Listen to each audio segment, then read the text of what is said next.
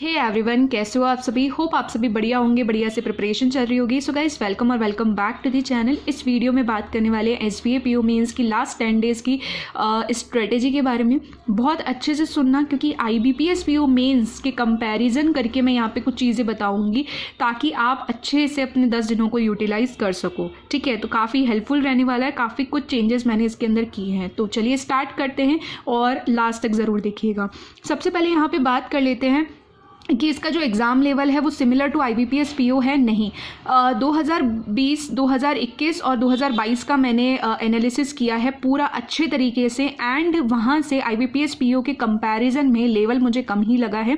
Cut off आप check कर सकते हो जनरल की या फिर अपनी पर्टिकुलर कैटेगरीज की। ठीक है, और वैकेंसीज में बहुत ज़्यादा कोई ड्रेस्टिक चेंज नहीं आया है, तो कट ऑफ हमेशा काफ़ी अच्छी खासी गई है एसबीए पीओ मेंस की। ठीक है, सिर्फ मेंस की बात बता रही हूँ मैं यहाँ पे, 250 में से जो कट ऑफ जाती है हमारी। ओके, अब यहाँ पे क्या रहता है, यानी कि डुएबल आता है आईबीपीएस पीओ के कंपैरिजन में। बस एक हवा सा बना हुआ है कि एसबीआई पीओ मेन से सरप्राइज बैंक ऑफ इंडिया है, तो कुछ ऐसा, तो वो बस एग्जामिनर उसी स्ट्रेटेजी से खेलता है और फिर बच्चे क्या होते हैं, घबरा जाते हैं। ठीक है, हम जैसे, तो बस अपने को वही चीज़ उसकी पकड़ लेनी है और अपने को अपने ऊपर भरोसा रखना है, अपन बेस्ट दे सकते हैं। ये चीज़ ध्यान रखना। सबसे अच्छा पेपर जो आता है वो आईबीपीएस पीओ का आता है और फिर उसके बाद एसबीआई पीओ का आता है, बिल्कुल गारंटी के साथ मैं आपको कह रही हूँ। ठीक है, अब बात कर रहे हैं यहाँ पे वेटेज की। तो वेटेज आपको पता है कि जीए और डिस्क्रिप्टिव, लास्ट टाइम पे पेपर पैटर्न चेंज हुआ है, तो जीए का और डिस्क्रिप्टिव पे अगर आपने अच्छी कमांड बना ली है ना, तो आप काफ़ी अच्छे चांसेस बना लेते हो कि आप एग्जाम क्लियर करोगे। ठीक है, अब बात करते हैं यहाँ पे जीए की।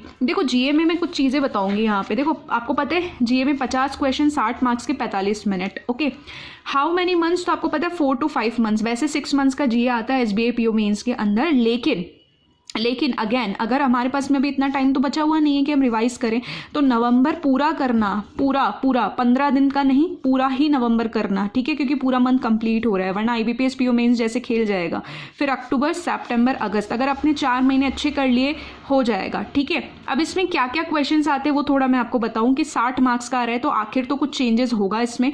तो स्टेटमेंट बेस्ड क्वेश्चंस आपको मिलेंगे। ठीक है, डायरेक्ट क्वेश्चंस भी मिलेंगे। कई लोग आपको बोलेंगे वन लाइनर नहीं मिलेंगे, ऐसा नहीं होगा, क्योंकि स्टेटमेंट बेस्ड सारे क्वेश्चंस बना देगा तो कट ऑफ क्या चली जाएगी, डाउन चली जाएगी। और कट ऑफ अगर डाउन चली जाएगी तो आपको पता है कि इतनी डाउन तो कभी जाती ही नहीं है एसबीआई पीओ मेंस में। 3 सालों की बात बता रही हूँ, 3 सालों का डेटा बता रही हूँ मैं आपको, है ना।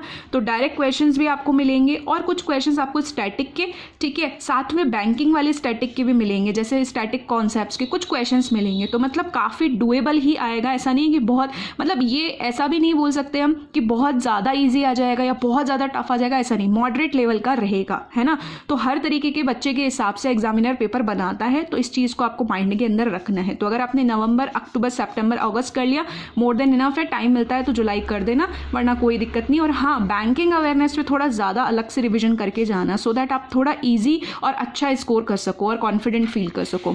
Stick to one source again, और साथ में रिवीजन का टाइम तभी मिल पाएगा और क्विज तभी हो पाएगी। ठीक है, क्योंकि आपने कई लोगों को सुना होगा कि यार मैंने तो इस सोर्स से किया, इस सोर्स से किया, मुझे तो किसी सोर्स से नहीं मिल रहा, क्योंकि 2 से 3 सोर्सेज से किया, रिवीजन हुआ ही नहीं है आपका। लेकिन अगर एक सोर्स से करते हो तो आप डीप में थोड़ा सा पढ़ के जाते हो, है ना। डीप में आप इंपॉर्टेंट फैक्टर्स को पढ़ के जाते हो, तो स्टेटमेंट बेस्ड क्वेश्चन ज़्यादा नहीं तो आप एटलीस्ट 60 to 70% मैं बता रही हूँ आपको। अगर ज़्यादा भी नहीं पढ़ा है तो आप आराम से इसमें से कुछ क्वेश्चन उठा के कर ले जाओगे, है ना। कुछ क्वेश्चन बहुत ईजी होते हैं स्टेटमेंट बेस्ड में भी। तो ये जीए का रहेगा। नेक्स्ट हम बात कर लेते हैं यहाँ पे डिस्क्रिप्टिव की। तो देखो, अगेन डिस्क्रिप्टिव है ना, बहुत फ्री के मार्क्स मिलेंगे यहाँ पे, लेकिन लीनियंट होके बिल्कुल भी नहीं जाना है फिर से, क्योंकि आपको पता है 2 क्वेश्चंस 50 मार्क्स तक 30 मिनट्स। ठीक है, लेटर की आपकी जो लिमिट आएगी वो 150 से 180, 10 से 12 मिनट का टाइम देना है। ऐसे 250 से 300 आएगा और टाइम अगेन आपको 15 से 18 मिनट का देना है। अच्छा खासा आएगा। लेकिन प्रिपरेशन में एक चीज़ ध्यान रखना कि प्रीवियस ईयर क्वेश्चन ज़रूर करके जाना, लास्ट 3 ईयर्स के, जो कि मैं टेलीग्राम में डाल दूंगी, लिंक है डिस्क्रिप्शन में। ज्वाइन नहीं किया तो ज्वाइन कर लेना, आज या इवनिंग तक मैं आपको डाल दूंगी। ठीक है, टेस्ट सीरीज कई लोग मुझसे पूछते हैं कि कौन सी बेस्ट होगी, तो गाइडली की बेस्ट होगी। और एक सबसे अच्छी चीज़ जो मुझे लगती है, जिसमें हमारा टाइम वेस्ट भी नहीं होता और हम अच्छे से प्रिपरेशन कर सकते हैं, दैट इज, जैसे होता है ना गाइडली में, अभी मेरे को कोई टॉपिक पे लिखना है और वो गाइडली की टेस्ट सीरीज में नहीं दे रखा, तो मैं अपना टॉपिक लिख रही हूँ, अब मुझे उसमें कमियाँ देखनी है कि कौन सी गलतियाँ हैं, किससे जाके पूछूँ, मैं परेशान हो रही हूँ, है ना। तो उसका सोल्यूशन है, ग्रामरली का ऐप है, आप गूगल पे जाना, सर्च करना ग्रामरली या ग्रामर चेकर या स्पेल चेकर ऐसे सर्च करना, आपको ग्रामरली का ग्रामर करके ऐसे दिख जाएगा वहाँ पे, उसमें आप अपना टाइप करके फ्री ऑफ कॉस्ट, ठीक है, वहीं गूगल पे ही चेक कर सकते हो, उसमें बता देता है आपकी कहाँ कहाँ क्या क्या एरर है। तो आप ना एक बेस्ट चीज़ वहाँ पे ना प्रिपेयर कर सकते हो, उसमें ग्रामर भी होती है, उसमें वोकैब भी हो जाती है और उसमें आपकी पंक्चुएशंस का प्रॉब्लम भी खत्म हो जाता है। तो दैट इज़ द थिंग, मेरे को सबसे बेस्ट लगता है, फालतू टाइम वेस्ट करने से अच्छा है कितना बचा लें, ठीक है। तो जितना टाइम बचाओगे उतना ज़रूरी है। सो डिस्क्रिप्टिव में ये रहेगा, और अगर इतनी सी चीज़ों में आपने अच्छा कर लिया, लीनियंट ना हो करके प्रैक्टिस, तो आप बहुत अच्छा स्कोर कर सकते हो। मैं देखो रीजनिंग और डीआई और इंग्लिश के लिए मैं क्या कर रही हूँ कि एक मिनी मॉक जो है, ठीक है, हर एक सब्जेक्ट का एक इसका, तो 3 हो जाएंगे हमारे पास में, या तो पीएम से या अड्डा से। मैं एक दिन पीएम से एक दिन अड्डा से ऐसे लगाऊंगी, मिनी मॉक्स आते हैं, ठीक है, मेंस लेवल के, तो वो मैं आपकी फ्री क्विजेज होती है वहाँ से मैं लगाऊंगी, सो दैट मेरा ना तीनों सब्जेक्ट्स इक्विवेलेंटली चलना चाहिए, ठीक है। अब बात होती है यहाँ पे कि 3 सेक्शनल तो लगाने हैं रीजनिंग के, इन 10 दिनों में आपको 3 सेक्शनल, ऐसे ही डीआई और डीए के क्वांट के 3 सेक्शनल और इंग्लिश के 3 सेक्शनल। अब इसमें 2 टेस्ट सीरीज रखना है ना, सो दैट एक दिन आपने एक टेस्ट सीरीज से किया, दूसरी टेस्ट सीरीज से किया, इस तरीके से आप मैनेज कर सकते हो। आप 3 का 4 भी कर सकते हो, क्योंकि हमारे पास में फुल लेंथ का इतना होता है कि हम 2 से 3 फुल लेंथ दे सकते हैं, ठीक है, लेकिन सेक्शनल से और मिनी मॉक से और टॉपिक वाइज से बहुत अच्छी प्रैक्टिस होती है, ठीक है। ये मेंस के लिए, एसबीआई पीओ मेंस और आईबीपीएस पीओ मेंस दोनों के लिए बहुत इंपॉर्टेंट रोल होता है। तो ऐसा कुछ यहाँ पे करने वाली हूँ। मॉक हमें देना है 3 देने हैं, जिसमें एक प्रीवियस ईयर पेपर भी आप चाहो तो इंक्लूड कर सकते हो। पूरा टाइमिंग के साथ देखना है, ताकि आप 3 घंटे बैठ सकते हो या नहीं। जिनका फर्स्ट टाइम है उनको भी पता रहना चाहिए कि 3 घंटे आप बैठ सकते हो नहीं, तो वो आपको थोड़ा सा ना वहाँ से हैबिट हो जाएगी, क्योंकि बैठना ही पड़ेगा, ये एग्जाम ही ऐसा है। टॉपिक वाइज में कुछ चीज़ों पर हम ध्यान देंगे, जिसपे जो प्रैक्टिस मॉक है, अड्डा है, या फिर आप पेड से भी कर सकते हो। अगर आप पेड से कर रहे हो तो फिर फ्री में आपको जाने की जरूरत नहीं है, ज़्यादा सोर्सेज नहीं रखने अभी इस मोमेंट पे। तो या अगर फ्री से जा रहे हो तो पीएम और अड्डा रख लो, ठीक है, कैसे भी आप कर सकते हो जैसा आपको ठीक लगता है। तो क्रिटिकल रीजनिंग पे थोड़ा ध्यान देंगे, इनपुट आउटपुट पे और अल्फा न्यूमेरिक सीरीज पे। उसके अलावा data sufficiency, both quant and reasoning, okay, Q1 Q2 और वर्ड्स प्रॉब्लम। अब आप सोचोगे अर्थमेटिक कैसे बता दिया मेंस के अंदर। एसबीआई पीओ मेंस के अगर आप 3 ईयर्स के मेमोरी बेस देखोगे ना, आपको अर्थमेटिक के क्वेश्चंस मिलेंगे वहाँ पे, ठीक है। सो इसलिए वर्ड प्रॉब्लम्स पे भी मैंने इंक्लूड किया। आईबीपीएस पीओ मेंस में ऐसा नहीं होता है।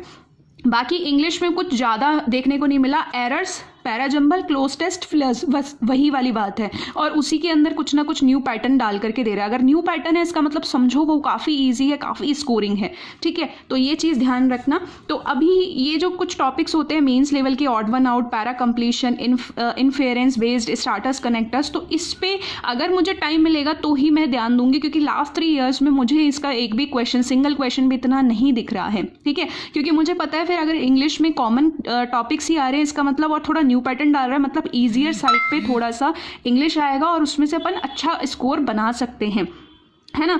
तो ये वाली चीज़ है। बाकी अगर रीडिंग करते हैं तो रीडिंग से हर एक क्वेश्चन डुएबल हो जाता है, अगर अंडरस्टैंडिंग हमारी अच्छी बैठ रही है इंग्लिश के साथ में तो, ओके। सो ये इस तरीके से टॉपिक वाइज क्विज करनी है। उसके अलावा मैं एक चीज़ और करना चाह रही हूँ यहाँ पे, दैट इज़ आपके 2 से 3 पजल्स और 2 से 3 डीआई, जो कि हम फ्री यूट्यूब प्लेलिस्ट से कर सकते हैं, अंकुश सर की पजल्स के लिए और डीआई की हर्षल सर के लिए, ठीक है। एसबीआई पीओ मेंस या आईबीपीएस पीओ मेंस की उनकी प्लेलिस्ट है, वहाँ से आप कर सकते हो, ठीक है। अगर टाइमर से करना चाहते हो तो 9 से 10 मिनट लगाकर कर सकते हो। वैसे या तो मैं प्लेलिस्ट यूज़ करूँगी, ठीक है, या फिर मैं क्या करूँगी कि ऑलरेडी मैंने 10 मॉक्स है फुल लेंथ वाले, जिसमें से 5 मुझे रखने हैं सेफ एंड साइड और 5 मैंने सबमिट कर दिए।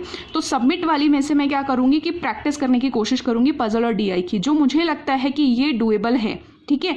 तो उससे क्या होगा ना, मेरी एक अच्छी कमांड बन सकती है इस पर, ताकि अगर प्रैक्टिस अच्छी होगी तो बस मेनली क्या चाहिए, कॉन्फिडेंस चाहिए। कॉन्फिडेंस आएगा तो पेपर अच्छा होने के चांसेस काफ़ी हाई हो जाते हैं।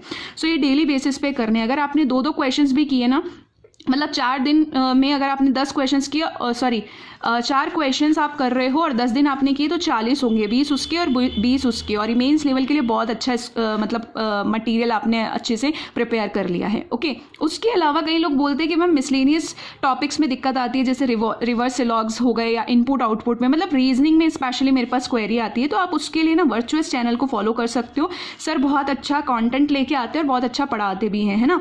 तो वहाँ से आप थोड़ा सा इसको कवर कर सकते हो मिसलेनियस में अगर दिक्कत आ रही है, वरना तो आपका मॉक वगैरह से ही हो जाएगा। और लास्टली जो दैट इज इंपॉर्टेंट है रीडिंग को अगर छोड़ दिया तो फिर खेल खत्म हो जाएगा, क्योंकि इंग्लिश आपको पता है मेंस में कितना ज़्यादा इंपॉर्टेंट है इंग्लिश से स्कोर करना, है ना। इंग्लिश का वेटेज अभी मैंने आपको बताया भी, डिस्क्रिप्टिव में भी कैसे और उसमें भी कैसे, क्योंकि देखो रीजनिंग क्वांट में खेल सकता है एग्जामिनर, ठीक है, लेकिन और जीए में भी कई बार खेल जाता है, लेकिन थोड़ा इंग्लिश ऐसा रखता है सो दैट आप उसमें से स्कोर तो बनाओ और हर बच्चे के हिसाब से पेपर बनता है, ठीक है। तो जो मैंने 3 सालों के अंदर देखा ना, उसमें मेरे को तो इतना चेंजेस नहीं दिखा कि कोई IBPS PO मेंस जैसा हो गया और रीजनिंग टफ या क्वांट टफ या जीए बहुत ज़्यादा टफ है ना। हाँ, जीए का एक थोड़ा सा लगा क्योंकि उसमें स्टेटमेंट बेस्ड क्वेश्चंस आते हैं, तो ये इसके लिए आप थोड़ा प्रिपेयर होके जाए, जो मैंने आपको बता दिया। तो ऐसा नहीं होगा, काफ़ी डुएबल पेपर आता है। ओके, अब यहाँ पे लास्टली एक टिप रहेगी जो मैंने पहले भी समझाया था, अभी फिर से समझा रही हूँ। सेक्शनल कट ऑफ नहीं होगा SBI PO मेंस में। तो अगर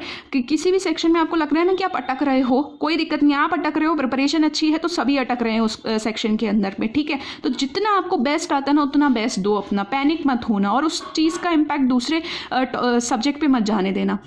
ओके, और सेक्शनल नहीं है इसका मतलब ये नहीं कि जीए में जितना आएगा उड़ाते चले जाएंगे, स्टेटमेंट बेस्ड क्वेश्चंस नहीं आ रहे फिर भी हमने लगा दिए तुक्के, तो फिर सिलेक्शन के चांसेस कम हो जाते हैं। आपको पता नहीं है लेकिन ये चीज़ें बहुत रोल प्ले करती हैं, तो इसीलिए फोकस ऑन एक्यूरेसी। और जीए में एक तरीका होता है करने का कि एक पॉइंट होता है कि आपको 100% आंसर पता होता है, वो आप कर लो। दूसरा चीज़ होता है कि आप ना 2 ऑप्शंस में फंस रहे होते हो, ठीक है, तो उस केस में आप मार्क फॉर रिव्यू का यूज़ करो।